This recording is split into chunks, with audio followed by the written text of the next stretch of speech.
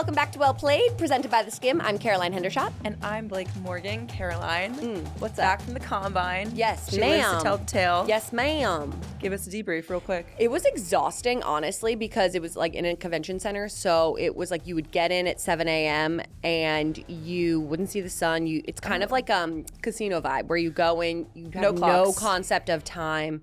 They're pumping oxygen to keep you awake. And then you leave at like 3 p.m. and you're like, was that 7 years or just 7 hours? I feel like I didn't hear a lot about the combine this year. You didn't, because the quarterback class, obviously everyone cares about quarterbacks, and the quarterback class is not as big as like last year's per se. So it wasn't kind of as newsy. And also a lot of players opted to kind of not test at the combine, just go for interviews. Right. And instead they're going to test at their school's pro days in like a month. So they have extra time to kind of train and prepare and all that jazz. So yeah, but I will say, great reminder for me.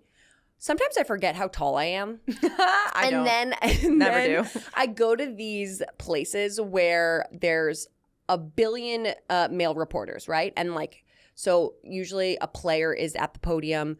You are like, there's a crowd in front of the podium. You're like peppering him with questions, whatever. Me having the height to my advantage, my neck was like a full head above people. So when I wanted to ask a question, I was like straight making eye contact, not fighting for my life like some of the other men that were in that circle. I love that for you. Yeah, so you're saying there are a lot of short king reporters. There are a lot of short king reporters. But yeah, combine was good. It was just exhausting. Wait, you know who else was at the combine? Who? We were. Because we God. competed, in case you didn't see, on Instagram, on the Skim's Instagram. We actually did a couple of combine drills. Mm-hmm. And Blake made a new category of dancing, which I'm just I did, because I think having swag is also important when considering recruiting fair. That is fair. A player to your team. I like that. So check that out if you haven't on Instagram already. Or maybe don't, because I was embarrassing.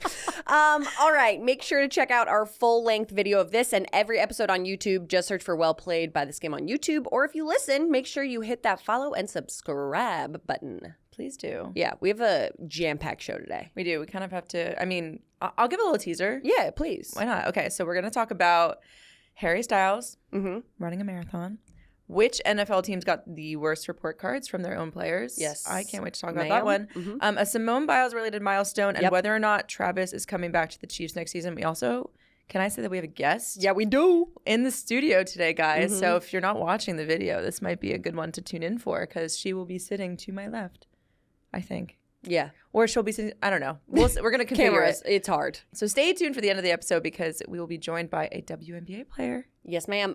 Blake, where can they find you on social? They can find me at BLAAA4KSE. And you can find me at CG Hendy, and make sure you're following The Skim. All right, y'all. We're starting playing the field with a celebrity who is quite literally ready to run his way to an incredible marathon time at the Tokyo Marathon. That's none other than Harry Styles, who showed out at this race in Tokyo. Did you see the video of him running? This quote-unquote race, just like the Tokyo Marathon, NBD. He finished, disgusting. He finished with a net time of 3:24:07. So he was running sub 8 miles the whole time. Sub 8 minute miles. Sub 8 minute miles, yes. An average of 7 minutes and 47 seconds. Per mile. Okay. I don't even think I could run a mile at that speed, honestly. Casual. You will recognize that as very impressive if you've literally ever run before in your life. Yes. I have run a marathon. I finished it in 3 hours and 52 minutes. The New York Marathon. That's amazing. Thank you very much. I obviously was disappointed because I'm psychotic. Oh my God. Because my standards are just too high for myself. A little too high.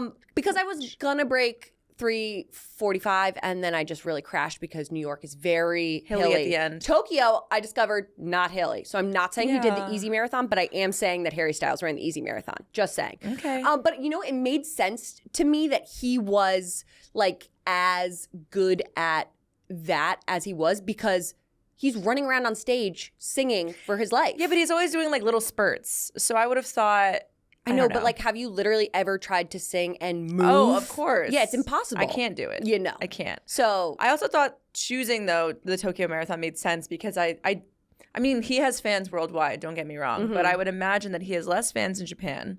And so while he does stick out there more, he could go a little bit more under the radar. Yeah, I don't think his fans, I don't know if they'd be as crazy there. Yeah, I wonder like how he was even first recognized, because he was like in all black and like had sunglasses on. I could not clock him in the video that I saw. Me either. If you do get to watch the video, he's wearing like bright yellow sneakers, I think sunglasses, and maybe blue shorts. But like dark navy, I think. Maybe not. I can't remember. But like when people run, they listen to Harry Styles. When Harry Styles runs. Yeah, that was right. Sorry, it sounded weird. What do you think he listens to? Because I was like, what if it's just Watermelon Sugar High on loop? I actually hate that song, so I would be really upset. That's kind of like why I thought that. Think what would motivate me as Harry Styles is if I played my first album with One Direction on repeat, because I was listening back this morning to it because I tried to be obsessed with One Direction as a child. I like really put it on, you know what I mean? Kind of like how with my obsession, I use air quotes, with Justin Bieber, I put his name as my signature, but like I didn't really feel committed to him. I just like wanted to fit in. Okay. That said, I listened back to it this morning. The production value, terrible. They also look really prepubescent. So you're saying on the like album. It would be motivation. It would be motivating because I'd be like, I need to get this over with so I don't have to listen to this again. Here's the thing. I would love to also think that stars, they're just like us, you know? I would love to think that he also listened to Big Booty Mix when he was running like I did. Okay. You like dropped that very casually. And I just like want you, for the fairy sports godmothers in our audiences who might be a little older and are unfamiliar with Big Booty Mix. Come on. It's a crowd favorite. You can't tell me that you're unfamiliar with Big Booty Mix. I'm advocating for the people here. Big Booty Mix 1 through 24 on SoundCloud. Oh my God. Yeah, Two Friends, right? It's Two Friends? I have no idea. I think it's by Two Friends. Anyways, they essentially take like the most popular songs of the year, kind of like it's here, DJ Earworm for the older gen. Who is that? DJ Earworm used to make like the United States of pop. You're telling me you never heard that? Wait, it was like Culture Yourself. Wait. I have it in my ear. It's like you know that pop, know that jam, know that rock and roll. Yeah, because it's like the exact one I had in my head. Exactly. From like 2008. Yes. That was like when Lady Gaga came out. I so it's like an hour-long mashup of all of the top songs or even sounds really from the like past year. And I don't know what they do to those songs, but there is an electric factory like no other. They get me going so that is like, oh my God. Genius. Like I think I will adopt your method when I go for my runs now. Do you know if they like mix in any Jersey Club there? Do you know what Jersey Club is? No. How do you live in New Jersey and you don't know what Jersey Club is? I don't. That's your homework for this week. Okay, go home. Yours is Big Booty. Okay, fine. Stop yelling at me. All right. Let's turn the page, shall we? Please. Let's close out Playing the Field, shall we? Yeah. We are going to look at figure skating with a heartwarming story that punctuates a otherwise tragic event. The figure skating community came together this past Sunday for the tribute event called Legacy on Ice, which honored the lives lost when a plane carrying 28 members of the skating community collided with a helicopter over the Potomac River. Yeah, and one of the participants skated their way to, I mean, many, I believe, but this one in particular struck me. There's this skater called Maxim Nomov, and his parents died in the crash. So he did a solo routine to Ave Maria. Because, I know. He said that he chose that song because his parents, whenever they would hear it, they would like spring up and like start dancing together. It was a really beautiful performance, so beautifully executed. And then just the end. So he finishes his routine and he kind of just like falls to the ice and starts crying, obviously. And the standing ovation just roaring, and then it grows and grows and swells. It was just such a beautiful moment. I obviously wish it never happened. Right. It's just like you're always reminded when there's tragedies, particularly in sports, like how supportive the sports community is. And like that always warms my heart because it's like obviously sports, like there's rivals, there's enemies and all of that, and there's competition. But like at the end of the day, everyone is there for like the human aspect and the people that participate. Absolutely. I mean, it reminds me of the Sunday we talked about last week with Johnny Gaudreau's 1-year-old son. Completely. Yeah. You know? So, very emotional. We continue this episode of Well Played as we do every week with a roundup of all the sports action you need to be talking about. It's time for Tuesday Morning Quarterback. Let's start with some NFL news. Travis Kelce finally putting the speculation to bed about his NFL future. After much back and forth in the media, Travis confirmed via a text to Pat McAfee that he will, in fact, be, quote, coming back for sure. He followed up with the message, quote, "Gonna try and get to the best shape I've been this offseason and get back to the mountaintop." If my man sends a text like that, just like shut up and shut up and do it. Like, stop. Enough with that. While I want him to just pipe down, I'm curious about you. Are you surprised that he is returning? Not surprised. I feel like he was getting a lot of flack all season long about like, oh, he's washed. He can't play in the league anymore. The Chiefs aren't good. Blah, blah, blah, blah. I think to me, that's only going to motivate him. Like, he's an elite player, so I'm not really surprised. But also, I do have to say, there is 100% a factor that this is going to be his 13th season in the league. Why does that matter, you might ask? Why does it matter, I'll tell you. Taylor Swift's lucky number is 13. Bear with me. Bear with me, okay? Of course it is. Oh, stop it. Hush over there. Now, I will just say, Taylor Swift's lucky number 13. She was born on the 13th. She turned 13 on the 13th. Her first album went gold in 13 weeks. There's a lot of like 13s in her life, okay? Mm-hmm. So, obviously, with that connection, I'm sure he was like, maybe I could, but Taylor was like, get back out there. Well, she was finish it strong. Maybe they win a Super Bowl in his 13th season, and then he goes, goodbye. Then he can retire. Yeah. Well, that's what I said in our post-Super Bowl episode, that Taylor would never let him retire a loser. Well, that's also correct. But also, I think more so because it's his 13th season. Bet. Okay. Yeah. He also did say that he listened to Taylor's music post-Super Bowl loss. He said, I just listened to Taylor's music. She has something for everything. It's true. Which, facts. It is she true. does. And I'm trying not to be biased. I understand that I am Taylor biased. But, like, I just imagine him going to Spotify and typing in, like, sad Taylor songs to cry to in the car, like I might have done yesterday.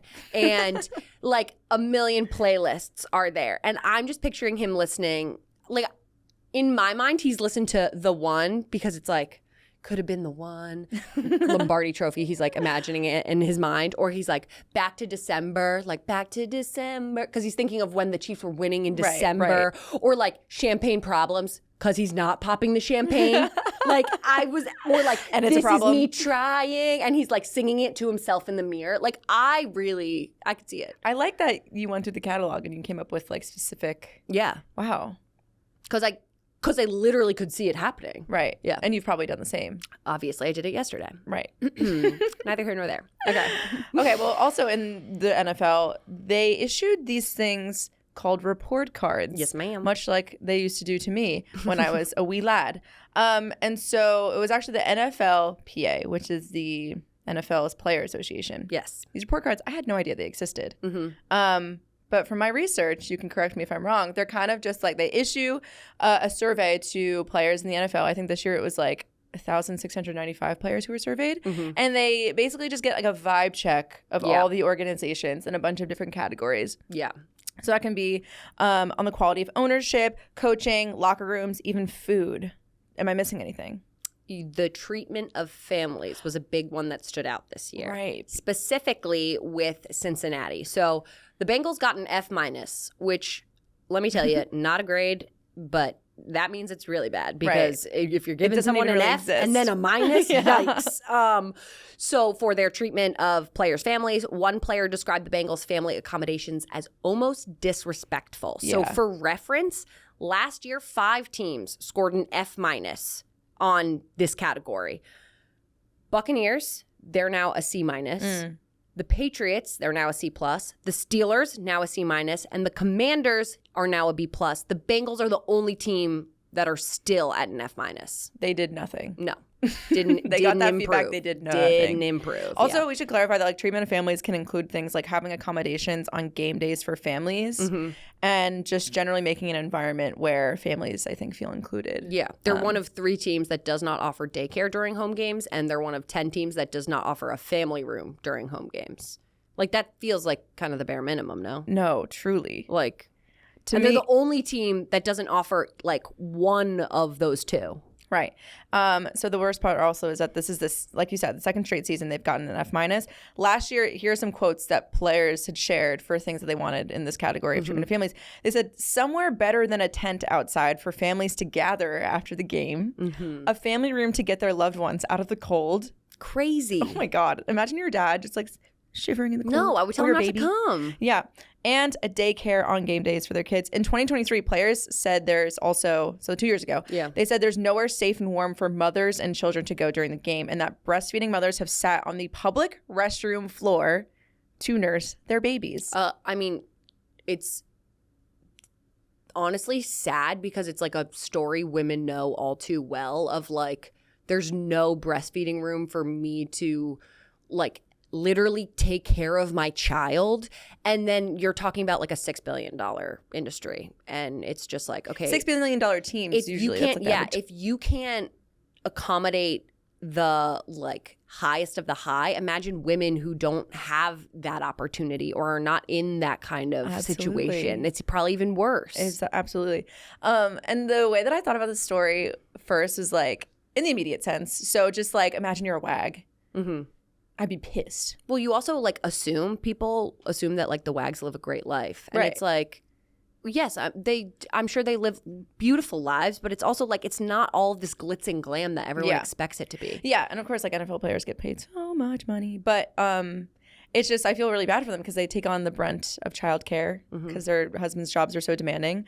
And also most of these players have, I mean, they're all in their like 20s, 30s. So most of their kids are pretty young. And like the most important time when you would need like accommodations for breastfeeding, just like keeping your kid safety, keeping them just occupied. Because like, oh my God. First of all, imagine you're on the sidelines. You're like, I got a nurse. What am I going to do? Whip a tit out? Yeah.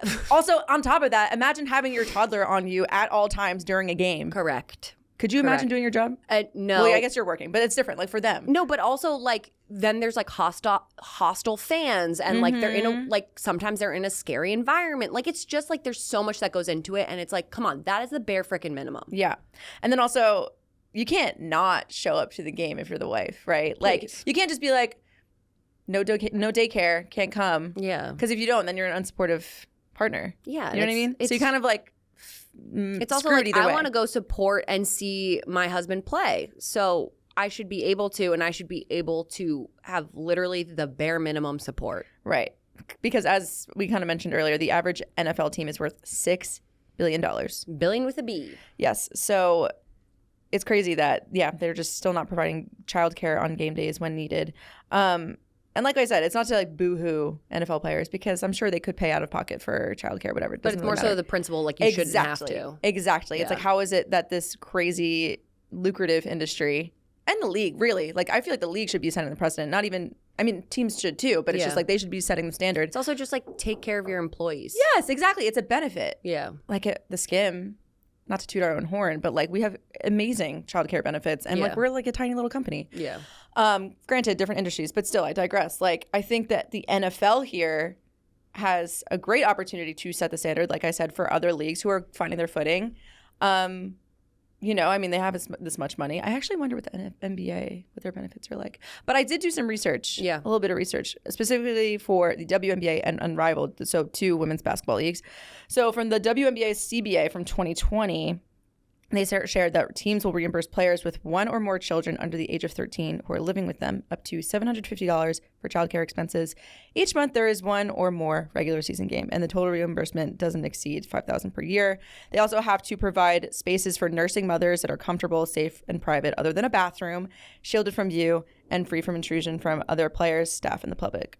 I'm sure they could do better. I mean, this is also from 2020, and we know that they opted out of their CBA this past year. So probably will be even better, I would hope, benefits for the players.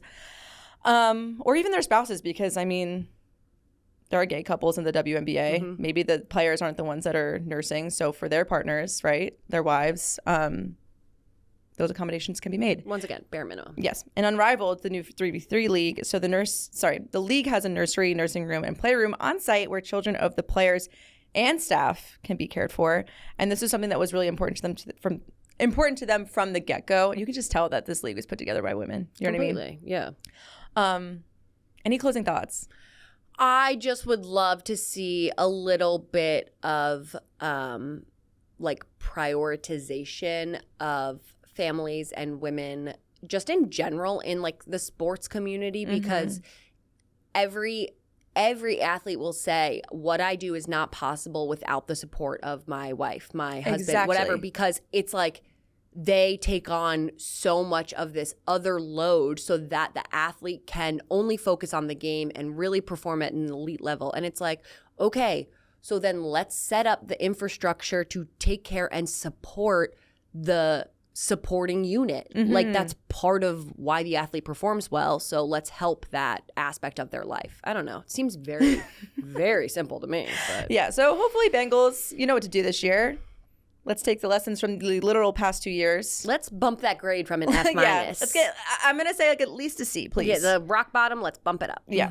Let's conclude Tuesday morning quarterback with a milestone in college gymnastics. Clemson's Bree Clark becomes the first collegiate gymnast to complete a Biles 1 on the floor. She became just the 5th woman to do so and the first at the collegiate level when she pulled off the double layout with a half twist on Friday night. It was insane. I know. I can't believe people can do that with their bodies. I know. And just the fact that like we're living in an era where Simone Biles, I mean, she's not even like 30 yet. No. So we're living in an era where female athletes are living to literally see their legacy play out. Yeah, I think is incredible. so cool. Which Yeah. brings us to the next part of the story, which is that I'm sure you've seen, but I don't know if our listeners had seen the video of Bree learning that Simone Biles actually commented on a video of her doing the move, and she said, "Congrats," followed by a second comment, which said, "And closing out Black History Month, yes, ma'am." Yeah, insane. Did you see her reaction? It was so genuine. So genuine. Like, and she like calls her friend over. freaking She's out. like, "Look, Simone commented twice." Yeah, like jaw on the floor. Yeah. Like, it's just like, I mean, obviously she was proud of herself to complete the move because of her face when she landed the maneuver. But then like that reaction is almost just so much more like invigorating because it's just like, yeah, you're right. The move named after the person that created it and did it and has mastered it is now commending me for my job on it. I know, it's so cool. Yeah. And they say don't meet your heroes. Pish posh. Pish posh. That's it for Tuesday morning quarterback. When we return, we'll be joined in the studio by a very special guest. Stay tuned. All right, welcome back to Well Played. We are so excited to have a real-life WNBA player in the studio. I usually like to claim that like I'm the athlete in the studio, and Not now today. Now today. we have an actual athlete in the studio. She's the newest member of the WNBA Seattle Storm, host of the Full Circle podcast, and an advocate for mental health as part of the Love Your Mind campaign. Please welcome Lexie Brown. Yay! Yay! I know, I'm like, we're soft claps every day. Everybody better Golf clap at home. clapping. Please. Yeah. We're so excited to have you today, Lexie. Thank you. Thanks for coming to New York. I love New York. I will never turn down a trip to New York. Oh, good. Ever. Yeah, I love that. Ever. What do you typically like to do when you are in New York? Shop? Oh, hell Which yeah. what I my will be God. doing that later today. Okay, yeah. love it. Are we Yes. like going for purses? Are we going for clothing, sunglasses? I am actually planning on treating myself to a Van Cleef necklace. Hell yes, as you to should. celebrate my top 10 finish at Athletes Unlimited. So we're gonna yay. Oh my goodness. Yeah, so well That's deserved. my stuff. Love I it. I As you love should. achieving things, and I'm like, you get a gift. Yeah.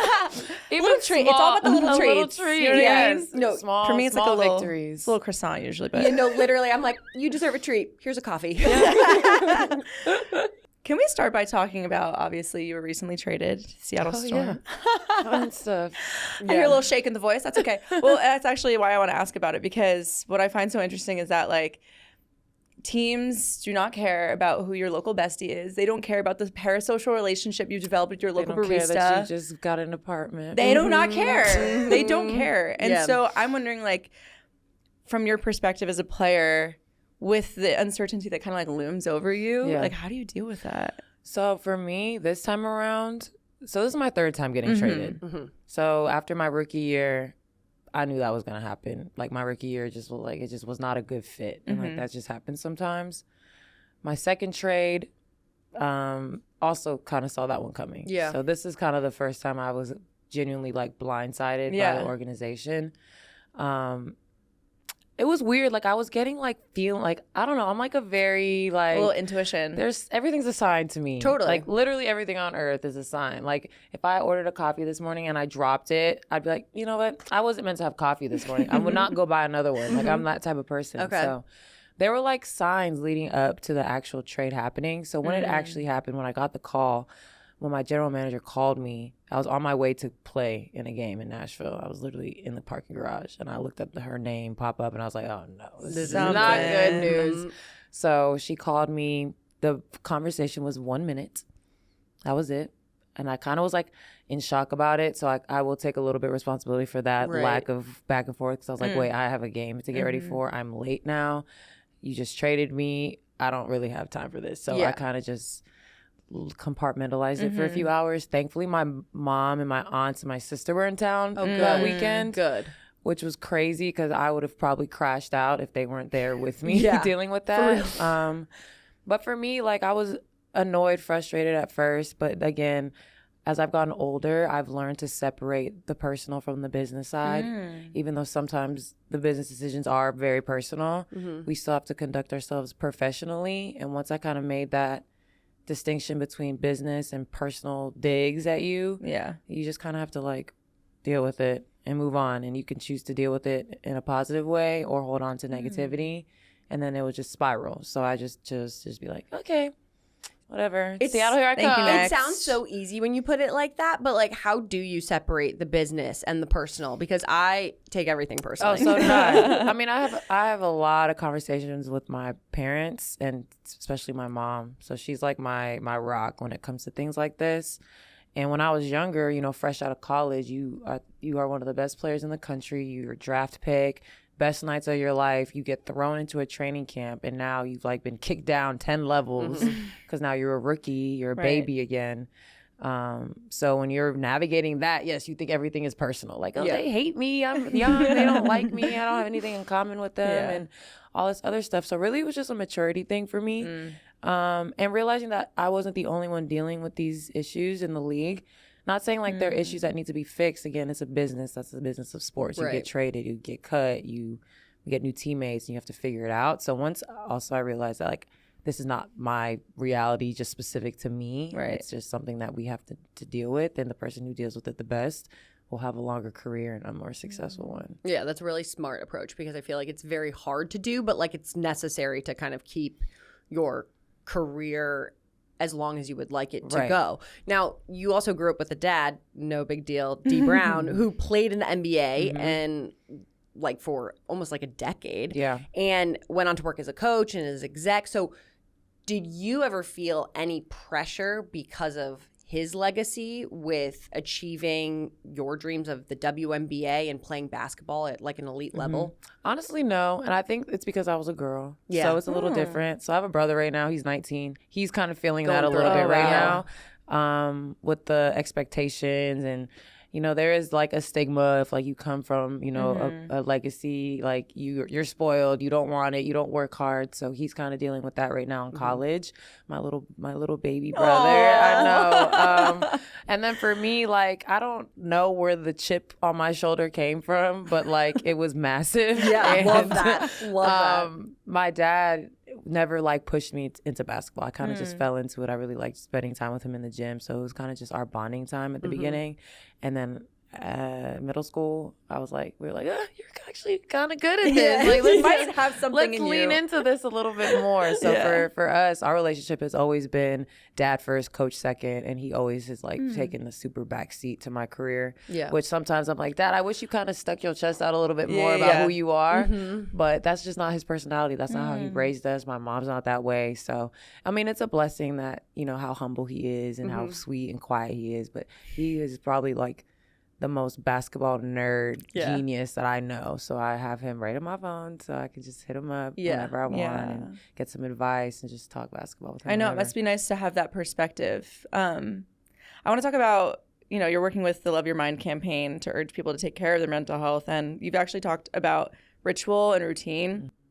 So how much does routine specifically, I'm curious, play into your mental prep for a game and taking care of your own mental health? Like, and are you superstitious? Am I superstitious? No, I'm not superstitious. Love it. Okay.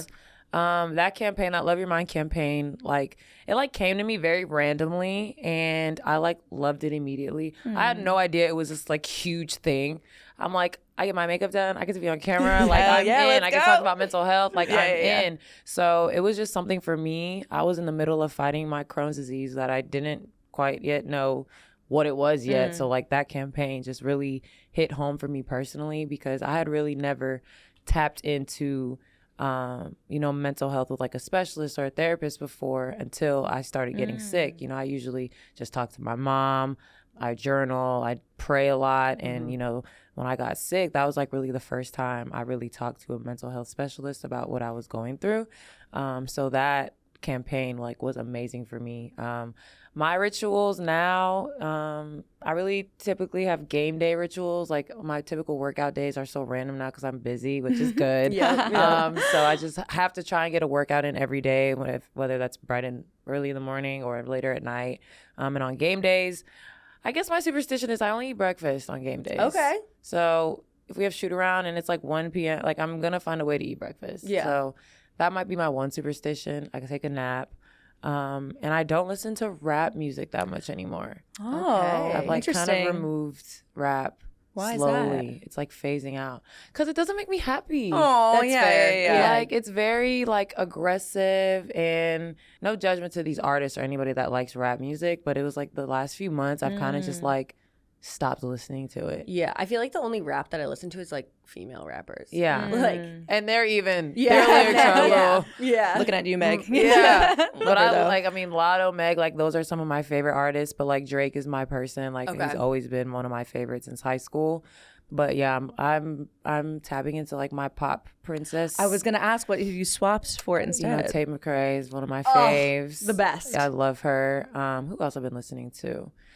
I always listen to NSYNC, Backstreet Boys. I just went Okay, to a little Justin throwback Timberlake action. concert recently. Wait, really? In Palm Springs. How my was God, that? It was it great? amazing. Really? I You had still so got much it? fun. I feel like he's like a performer. Oh, it was great. He Yeah. was dancing. He's really short though. Oh yeah. He's short. Yeah. He Well, he's like presents- short. I mean, it was a big stage, I guess, but like he came out and I was like, wait, he's kind of little. Short He king. presents tall to me. I'm surprised to Yeah. hear that. That's the thing about like famous people. It's kind of nice to like not ever meet them because I'm like, I always think like you're like 10 feet tall and I Yep. meet you and I'm like, Hello. And you're like, huh. Hello. I met a Okay. Backstreet Boy at a Rams game. Oh, did you? Yeah, and they have their residency coming up in Vegas, so I'm going.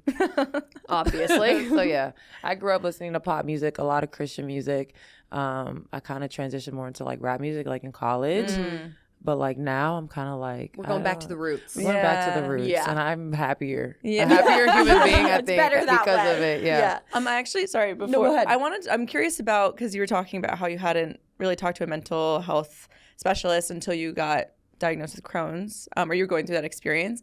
How does like when you're going through a physical illness, like how does that also present like challenges to your mental health? Like Yeah. what was that like for you? I think the hardest thing for me, especially being an athlete, is that you cannot outwardly see Crohn's disease. Yeah. Totally.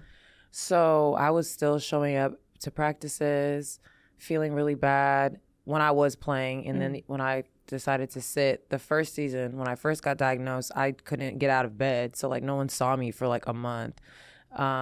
So then rumors started circulating and swirling around, but there was really nothing I could say because I had no idea what was going on. Right. So I didn't get diagnosed with my Crohn's disease until like 6 months after I started showing my symptoms. So I'm sitting in my bed reading comments and tweets about what's wrong with Lexie, and I'm like, I wish I could tell y'all, but I literally have no information for y'all. I'm just literally in bed, just in physical pain and tired all the time. So that was my first season. And then this past season, you know, I played, I think, 14 games, and my body I played Athletes Unlimited. My body kind of crashed out at the end of that. I got it back together for training camp, started the season, and then I just started, you know, crashing out again. And you don't look sick. Right. So I was really skinny, but like everyone was like, you look good. You're like, snatched, you look what? good. And Yeah. I was like, but I feel terrible. Yeah. But I think for me, the hardest thing was deciding to like stop playing, like Yeah, just sit yeah. down. And that was the biggest conversations I had with our mental health specialist was, how do I communicate this without sounding like a quitter? How do I communicate this without sounding like I don't care about the team? And she literally was just like, who cares how they feel? This is your body. This is your life. This is your career. You need to prioritize yourself. I also imagine you had to have conversations with yourself because you've been playing for so long that like I how mean, am I you going to get- step away? You get trained like if it ain't broke, if it's not Right. bleeding, keep going. Yep. Yeah. So for me, I mean, I was like, I'm good and I can get up. Like I can get up and down the court. I can still get through these workouts. I can finish a game, but I wasn't playing at my highest level and it was showing.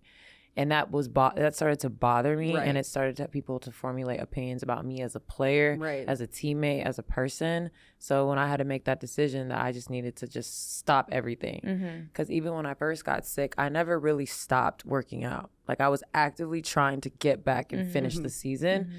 And I feel like in hindsight, if I had just shut everything down last year, like they told me to, then I probably could have finished the season this past year. But that's not what happened.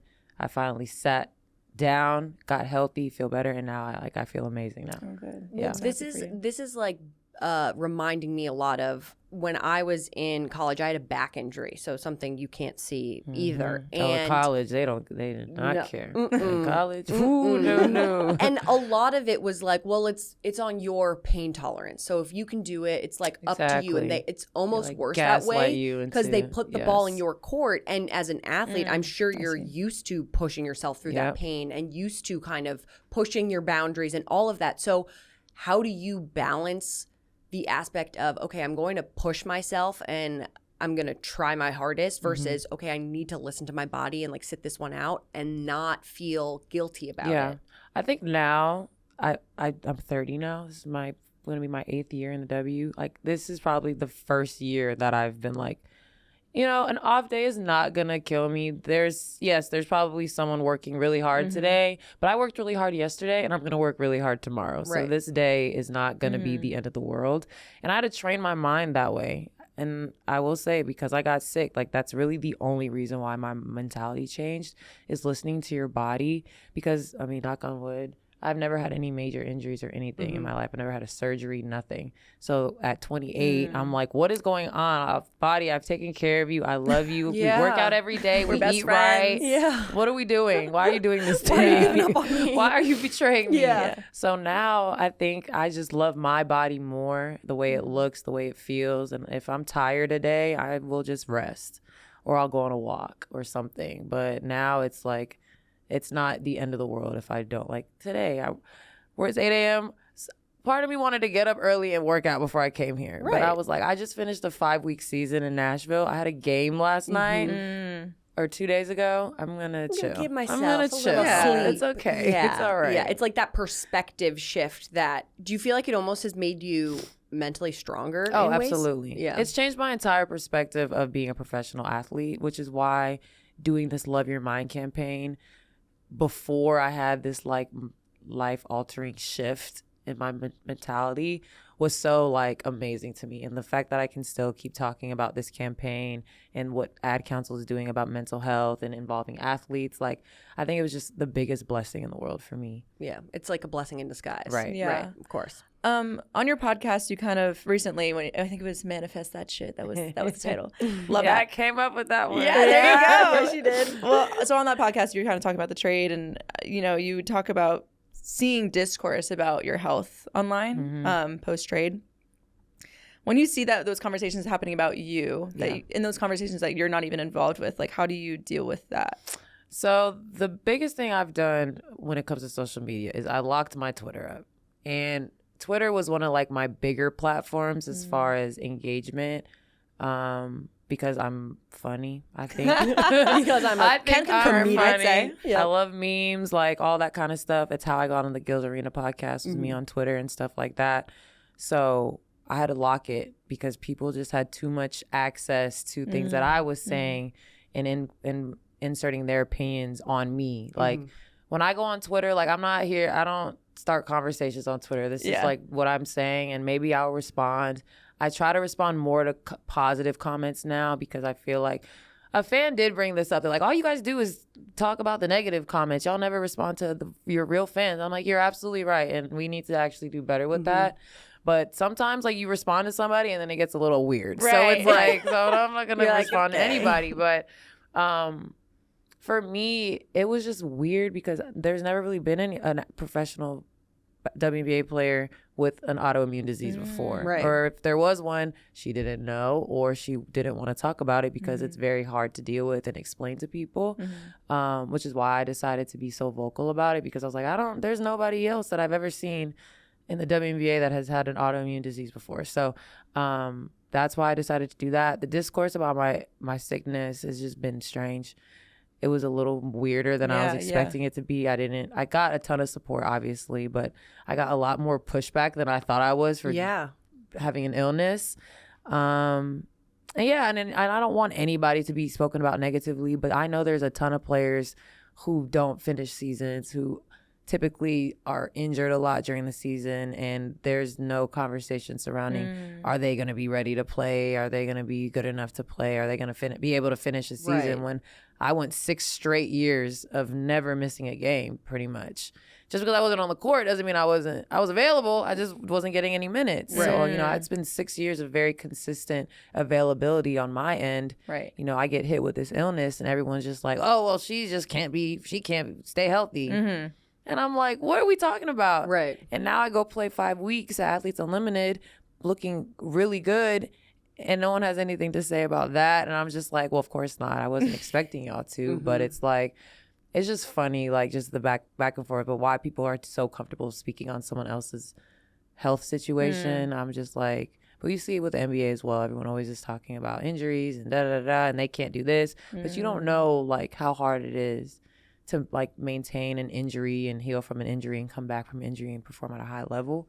So when it comes to those conversations, I try to like stay out of them and just be as empathetic and understanding as I can, because I truly don't believe that people show up to basketball games and practices and like just don't, like, I don't care about this. Right. Like I really, like, we work too hard our entire lives to feel that way. Yeah. And do you feel like this is kind of a good segue, because it reminds me of what LeBron was saying about just kind of the negativity in the NBA media? He was like, why would you want to be the face of the league when all the people that cover the game talk like badly about everybody on a day-to-day basis? And he said it was like weird energy. So obviously the WNBA is no stranger to the negative comments. Like, how do you like flip the script for yourself personally when you're seeing those negative comments and try to, whether you just ignore them or turn them into a positive aspect? I mean, I think you have to ignore it, which is easier said than done. I delete Twitter off my phone during the season, so I don't even have it. Protect your peace. Yeah. I mean, that's where most of the negative stuff is on Twitter. I mean, you have the superstars who get it on all their platforms. Nobody deserves that, period. But for me, like, I'm lucky enough that the majority of the negativity I face is on one singular platform and that I can eliminate, because I don't even make money on Twitter anymore. I literally use Twitter for fun. So it's like, you're choosing to see all of these things that people are writing. People search their names. Like, I stopped doing that. Yep. It's over. Like, so when I'm playing in the season, I have no idea what anybody is saying about me, about my team, nothing, because I don't care. But you bring these same tweets. They're putting tweets on First Take and stuff now. Like, you can't escape it. You can't escape it. And I agree with LeBron. It's like, why is everyone so negative all the time? Like, basketball is a beautiful game, and it's so easy to embrace and enjoy like the play that's going on right now, but everyone is choosing to just be so negative all the time. But like, basketball is fun. It's a game, and I think everybody has forgotten that. We've lost the plot. We've lost the plot completely, and the fact that we have all made it to the highest level of our favorite sport, like, for us, this is the fun part. The hardest work is over. Like, we sacrificed for years and years to get to this point, to have fun and enjoy our lives and play the game that we love. And it's just turned into this like really nasty thing. Yeah, so I was trying to like nitpick it apart. Yeah, and then I think even with Gil, like on our show, like, yeah, we joke and we dig, but like, we're all players and former players at the end of the day. And Gil always makes the best point. He's like, don't tell me why you don't like this player. Tell me why you love this one. Great. Simple. Great. Yeah. And then there's a line between constructive criticism and personal attacks. Right. Completely. That's being blurred. Yep. So I think that now that LeBron has said it, it kind of got everybody kind of like, oh, okay, maybe we need to tighten up a little bit. Yeah. And I'm glad he said it. And I mean, LeBron is a very smart man. I think he's probably been feeling this way. He's been the face of the NBA for 20 years. I think he just was waiting for the perfect moment to like mention it without people being like, why would, like, you just randomly brought that up. But Anthony Edwards said, I don't want to be the face. Why would I want to be the face? Yeah. And then they ask him about it. Perfect opportunity for him to speak up like he always does. And I think hopefully we'll see a positive shift in the dialogue surrounding sports. That's what I did my podcast for. I wanted to be a more positive coverage of women's basketball. So it's just been a lot of fun being able to be a part of hopefully the positive change. Yeah, we need some positivity. We need these listen to days. more Come pop on. music, everybody. That's the secret. Okay, so we are going to do some fun questions to finish it off. Kind of like quickly, but you take your time with your answers. Okay. Which WNBA player has the best tunnel fits? Ooh, best tunnel fits. And you're allowed to say yourself. I do like my tunnel fits. I'm gonna have to go with one of my best friends, Diamond DeShields. Okay. Yeah. Why do you say that? She pushes the envelope a lot. She changes her hair up a lot. Love it. Her accessories are cool. So she was in Chicago. Now she's playing in Connecticut. So I'm interested to see if she's gonna bring the same energy in Connecticut. Right. Different vibes. Yeah. Chicago versus Connecticut. So, Is Connecticut ready? That is the Is question. Connecticut ready? They better be. So yeah, Diamond DeShields, I would say. Okay, good one. Okay. Who is your biggest op? AKA, who do you like to compete the most against? It was Diana Taurasi because it's always fun. Yeah. But she's gone now. She's a goat. Retired, guys. Just retired. Like, she's still here with us. Playing against Kelsey Mitchell is always a fun little challenge because we've been playing against each other since college, and she's probably one of the best guards in the league, I think. Very underrated. She finally was getting a lot of her flowers when she teamed up with Caitlin Clark when they drafted her. So I really love playing against her. She challenges me. And it's always fun. And then there's the collegiate rivalry. I love that. The roots. Yeah. Last one. If you could pick any celeb to own the team you play for. Rihanna. Boom. Easy. Boom. Yeah, Not I read even that a earlier. thought. I said, I already know. Yeah. I already know that Honestly, answer. such a good one. I love That'd be her. a great crossover. I need her to tap into sports. She, she loves her son LeBron James. Yes. But we need her to come Yeah. come to the Come WNBA give, side. Yeah, come give the lady some love. Yes. I mean, Good answer. obviously, she's Oh my conquered gosh. makeup in a minute. And music. Hello. Literally. Yeah, and well, obviously, Come that's back, Rihanna, please. Yeah, please. We need pop society music. would heal. Yes. Sis, you would heal the world, Rihanna, with a new album. Do you This understand? is our personal plea. Okay, this is actually a great transition for our game Send It. We do it every week. It's 4 viral moments from the week that you have to be sending to your group chat. Now, you're going to help us out, but Okay. Blake, I want you to start I shall because kick it off. the ownership is a great transition. Yes, because speaking of ownership, everybody, did you see that the WNBA expansion team Toronto Tempo has a new celebrity owner? Do we know who it is? Serena Williams, we say in unison. We say in unison. Yes, she announced it with this amazing teaser too. It's her on the tennis court, but then there's glimpses of Toronto, and then she's bouncing a basketball, and it turns to a tennis ball. It's gorgeous. And she's love also Serena. wearing an incredible outfit. It's She's like a got little mini skirt. tie on. Yeah, her legs look so chiseled. Serena's transition out of professional athlete into just media Businesswoman. literally, mogul. mogul. has been amazing to It's watch. insane. I've loved it. Yeah. I've loved it so much. I would like to be. So her. yes, shout out to Serena. Yeah. Still hate the Toronto Tempo name. Yeah. Still not a fan of it. But Yeah. It's giving Utah Jazz, I have to say. it's just I just feel like Toronto, they could have done something. Yeah. better, I Yeah. think. Tempo is meh. It's Yeah. it's like Yeah. eh. Okay, we'll workshop it. We'll We'll workshop workshop it. it. We'll get back to all of you on that one. But okay, you're gonna go next with your favorite viral moment of the week. My favorite moment. So Oscars happened. Yeah. I don't watch the Oscars, but I watch the red carpet, Have like to. probably most of us do. Yeah. Coco Gauff was on there, looking Stunning. Stunning. Yeah, unbelievable. skin glowy. Her Yep. dress was so cute, and I love when people look. They dress their age appropriate. Yeah. And you can still look classy. Oh, yeah. And a little bit of sexy, but not Totally. too much. Yeah. So I thought she looked fantastic. And she was just it was just so, I loved seeing her in that yellow too because It was a Miu Miu gown. Also, skin. yes, it was Miu Miu. Also, I do have to say, she wore that yellow, but then Timothée Chalamet also wore that yellow, but he looked like, He looked like a stick of Land O'Lakes butter. yes. And he also kind of looked like the guy from Curious George. Right. What's the He was just banana hat the man? man? Yes. Or Is the it just the man in the yellow hat, Did I right? say the Is this- banana man? It's The same man with the monkey, yellow same hat. thing. Same I see thing. the thread. Curious George. What his name was Tom or something? I don't know. I thought he was just the man in the yellow hat. I don't think he has a name. Okay, does so it? Banana Man is now his name. The man with the yellow hat. Yeah. But no, yeah, literally. literally, it's okay, what's a color that two people And can even pull off? on the Only red Coco. carpet with that yellow, it didn't look crazy. It I agree. all looked really People nice. were clowning Yes. him, and I thought that he looked pretty nice. I loved. You I just love called me him- some you just Timothée called him a- Oh, you Chalamet. do? I love him. You love Timothée And- Chalamet. Yeah, and Wonka fell in love. Yeah. In Wonka. That's a hot interesting. take. Oh my gosh. I did not want to go see that movie at all. Yeah. For some reason, I just don't like musicals like nor that. do I.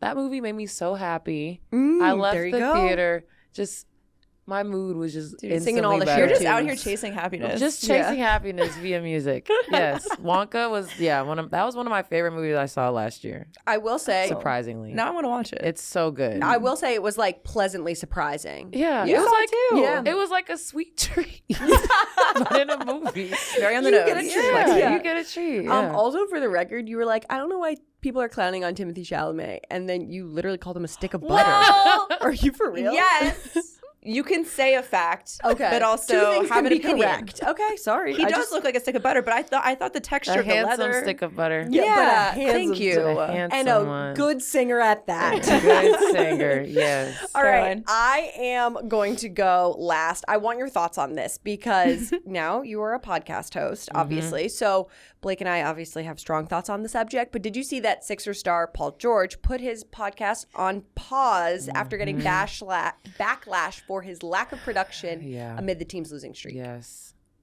Again, that's back to like the negativity. Totally.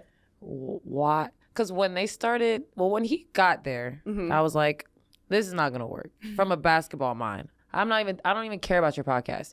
Just from the basketball person I am, I knew that situation in Philly was not going to work. So I was like, this is not going to end well for probably PG because he's been the scapegoat before. He's probably going to be it again. He is currently the scapegoat right now. So when Embiid went out and then when PG went out, I'm an investigator in my past life. As we all are. Straight to his comments on his YouTube page. Of course. After every episode, after they kept losing and losing, I kept going to his podcast page. And I used to listen to the podcast a little bit. And I just saw the comments. And it's just everything was just about, why are you not on the court? Why are you this? Why are you da da da?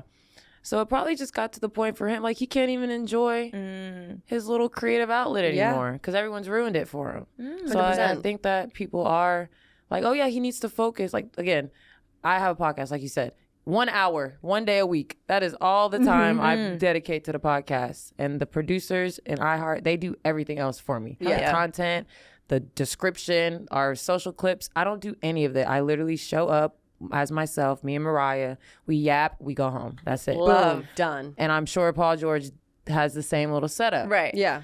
So for people to be that awful to him online, it makes me sad for him because y'all don't know like what that podcast did for him mentally. No, for real. Like that could have been his like little just fun thing that he liked to do in his free time because we have a lot of free time. Yes. Which people I don't don't think they understand realize, that how yeah. much free time we really have. I sure didn't. Like you do your little workout 3 hours, you have the entire day left. Also, not for nothing, like people are different. Like I remember when I was back in my day, when I was when college, like if I studied tape too much or like thought about my sport too much, I performed worse. Yeah, you I crash actually out, had to you stop overthink. caring. Yeah. It's like it's fun. So it's like, yes, sometimes you must pander to your fan base. Totally. Paul George probably could have posted some more clips in the gym or shooting or in rehab, but like he's never done that before. So why would he do But it when now? you go down a certain path, you have to understand the perceptions that are going to come with it. Right. That's literally been like the story of my career. Like there was a point where like I had to constantly put out basketball content to show people that I cared about basketball. Which is And that I was crazy. actually playing it. And this was years ago. This was before like being on social media was like good and cool. So like I was been dealing with that my whole career. But for him to have to like shut it all down, like that makes me sad because he has a life outside of basketball. So people don't know what that podcast was for him. And it depends on, he's not the only player with a podcast. Totally. Currently. Yeah. And he's not the only player on a not great team with a podcast. Also true. So I have to hate say, that for him. Lexie, you changed my perspective here. Because at first I was going to be like guns blazing, like men should put down the mic. We do not need them in the No more podcast mics. studio anymore. But now you're like, you don't know what it did for him. And you're like, I'm like, you know what? You're right. And men especially need outlets. They do. They Yeah. gotta talk. They gotta let those feelings out. Exactly. So yeah, when I saw that and everyone was like, finally now he's gonna get in, like, okay, so now Joel Embiid is out for the season. So whatever expectations y'all have for that team, you need to readjust your expectations for him, for that team. The team is completely different than it was at the beginning of the year. Like I said before, I'm a Celtics girl, so I'm very pro Celtics. Philly wasn't coming out of the East anyway, in my eyes, just as a Celtics fan. So my thoughts and prayers, and I'm sending a lot of positive energy. I talked to his producer on Instagram because we're Instagram friends, because he wants me to come on like one of his shows that he does. And I asked him about it. I was like, is it hard for athletes to do podcasts in season? Because I'm going to be the first W player with a weekly podcast during the season. That's amazing. Yeah. And his answer was like, it just depends on the player. Yep. So again, I'm excited. Whether I'm having a great year or a not great year, we're winning, losing, I'm not going to stop putting out my show because it means something to me. It's special to me. And I think that my voice and Mariah's voice is needed in the women's basketball space, 100%. like I said, with the positive stuff. So, I mean, I hate that he had to do that. I hope he, can figure it out, and I hope mentally he's cool. But when I read that, I was like, that's icky. Yeah. You guys are mean. Yeah. Okay, everyone, look into my eyes. Look at them. Make eye contact. If you are mean to Lexie in her comments, I'm going to be looking at those YouTube comments. Do not do that. Do not be mean. Yeah, we're not here for that. Being mean is lame. Okay, well, then I think that wrapped our Send It. That did wrap our Send It. What was everyone's favorite? I think I'm going to have to go with Timothée Chalamet's stick of butter. That is burned into my brain now. I now have to go look at his outfit. Oh my God, you're gonna love it. Seen it. You're gonna handsome stick of butter, like you said. Handsome stick of butter. I'm having an earnest streak this morning, thanks to Lexie's positivity, I have to say. So I'm gonna say the PG story because there you go. Perspectives have changed. Yep. I will and say it's okay to change your mind with new information, people. Exactly. Boom, It's boom, okay. It's all Freaking- right. And which one is your favorite? Which story this morning is your favorite? Coco. I love me some there you Coco. go. Yeah, she's. I love tennis. I was also a tennis player in past life. Yeah. If I have a daughter ever, she's playing tennis. Love for that. sure. Yeah. I'm sorry, daughter. Future daughter. Sorry, you I don't get a care. choice. I don't care if you like anything else. You're playing tennis. Also, Coco is also very funny. Like on TikTok, she cracks me up. She's just a little cute little girly pop. I know. love Yeah. it. Love her. Yes. Well, Lexie, can you please tell our audience where they can keep up with you on Instagram and a little bit more about the Love Your Mind campaign? So Instagram is just my name, Lexie Brown. TikTok the same. What else do I have? Podcast. My podcast, Full Circle Podcast. You can find it on all platforms where you find podcasts. And yeah, loveyourmindtoday.org to seek any help or resources you need, because mental health is important, and love yourself and take care of your body and your mind. Love it. Beautiful. You have been like our favorite. Yes. By far. Yes. Like, you were Thank such a you. joy to have. I want you to come This back is so every fun. single week. Yeah. Hey, just let me know. Next Quick time you're in trip New from York, Seattle please. to New York, Yeah, right? quick. Like- Just quick. Just quick. Take a little But nap. yeah, you have shopping to get to, so we Right. don't want to What keep time? you too Are much the stores longer. even open yet? They'll open Definitely for not. you. Maybe I'll go take You're a like knocking pre-shop on the nap. glass. Hello. I'm waiting. I just want my bracelet. All right. Yeah, that's all we have for today's episode. So we're going to be back in studio next Tuesday. It's true. Yeah, which is crazy that it's just the weeks keep flying. They do. So be sure to follow our show on YouTube, Apple, Spotify, wherever you listen to your podcast. Follow me on Instagram at BLAAAs4KE. I'm workshopping it, Lexie. Okay. I was like, I'm trying to follow that, but all right. Might She's have like, to write okay, let that me down. try to remember that In one. one ear, out the other. I know. Oh my gosh. Okay, you can follow me at CG Hendy, and be sure to leave us a rating and review wherever you're listening, and check out Well Played YouTube channel. You just have to search Well Played by The Skim. Full-length episodes each and every week. Until next time, thanks for listening to Well Played. The only podcast in a league of its own.